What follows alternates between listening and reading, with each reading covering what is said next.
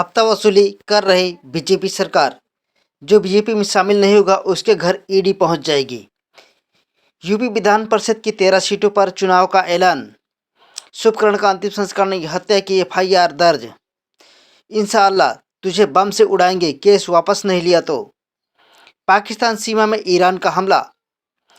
LU में PhD प्रवेश परीक्षा आज से शुरू। नमस्कार, मैं हूं राजेश राज। पेश है आज के मुख्य समाचार। एलयू में पीएचडी प्रवेश परीक्षा आज से प्रारंभ। लखनऊ विश्वविद्यालय में पीएचडी पाठ्यक्रम में प्रवेश के लिए आज से परीक्षा शुरू होगी। 2 दिन तक चलने वाली परीक्षा के पहले दिन 25 विषयों की 500 से अधिक सीटों पर करीब 3000 अभ्यर्थी एग्जाम देंगे। पहली शिफ्ट की परीक्षा सुबह 10:30 से शुरू होगी और 12 बजे तक चलेगी और दूसरी शिफ्ट की परीक्षा दोपहर 2:30 बजे से शाम 4 बजे तक होगी। पीएचडी के करीब 974 सीट के लिए 7200 आवेदन मिले हैं। पाकिस्तान सीमा में ईरान का हुआ हमला। जी हां, पाकिस्तान पर हमला हुआ है। ईरान सेना ने पाकिस्तान सीमा में बमबारी की है। बताया जा रहा है कि ये बमबारी जैश अल अदल के ठिकानों पर की गई है। हमले में जैश अल अदल के कमांडर की मौत हो गई है। साथ ही आतंकी इस्माइल शाह बख्श भी मारा गया है।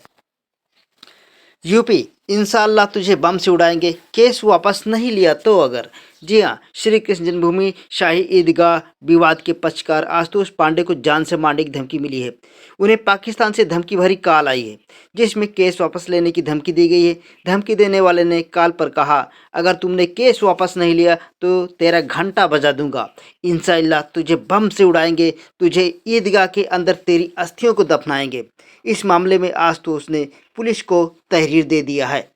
शुभकर्ण का अंतिम संस्कार नहीं, दर्ज होगी एफआईआर।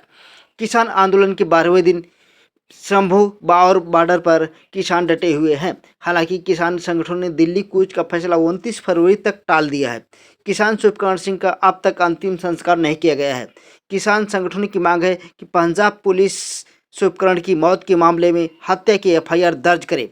हालांकि पंजाब सरकार ने शुभकर्ण के परिवार को 1 करोड़ रुपए मुआवजा और बहन को सरकारी नौकरी देने का ऐलान कर दिया है। यूपी विधानसभा परिषद की 13 सीटों पर चुनाव का हो गया ऐलान। आगामी लोकसभा चुनाव 2024 के लिए उत्तर प्रदेश के सियासी गलियारों का माहौल गर्म है। इसी बीच उत्तर प्रदेश में विधानसभा परिषद की 13 सीटों के लिए चुनाव की तारीखों का ऐलान हो गया है। विधान परिषद की सभी 13 सीटों पर 21 मार्च को वोटिंग होगी और उसी दिन चुनाव के नतीजे आएंगे। जो बीजेपी में शामिल नहीं होगा उसके घर पहुंच जाएगी ईडी। ईडी की टीम गोरखपुर और लखनऊ स्थित पूर्व मंत्री हरिशंकर तिवारी के बेटे व सपा नेता विनय शंकर तिवारी के घर पर छापेमारी कर रही है। ईडी की कार्रवाई का विरोध जताने के लिए सपा की लोकसभा प्रत्याशी काजल निषाद गोरखपुर स्थित सपा नेता के घर के बाहर धरने पर बैठी हैं। इस दौरान काजल निषाद ने कहा कि जो नेता बीजेपी में शामिल नहीं होगा उनके घर ईडी का छापा पड़ेगा। बीजेपी आगामी लोकसभा चुनाव को लेकर घबराई हुई है। कंपनियों से हफ्ता वसूली कर रही बीजेपी सरकार। जी हां, देश में इन दिनों राजनीतिक पार्टियों के चंदे का मामला गरमाया हुआ है। इसी बीच कांग्रेस ने बीजेपी पर कंपनियों से हफ्ता वसूली का आरोप लगा दिया है। कांग्रेस के वरिष्ठ नेता जयराम रमेश ने कहा कि साल 2018 से 2023 के बीच करीब 30 निजी कंपनियों के खिलाफ एजेंसियों ने एक्शन लिया है। फिर इन्हीं कंपनियों से पिछले 4 सालों में बीजेपी को 335 करोड़ रुपए का चंदा मिला है। ये हफ्ता वसूली है बीजेपी सरकार की, ये कांग्रेस का आरोप है। तो ये थी आज की प्रमुख खबरें। यदि आपको हमारी खबरें पसंद आती हैं तो वीडियो को लाइक करें, शेयर करें और हमारे यूट्यूब चैनल को सब्सक्राइब करें। अगर आप इस खबर को फेसबुक पर देख रहे हैं तो हमारे फेसबुक पेज को फॉलो करें।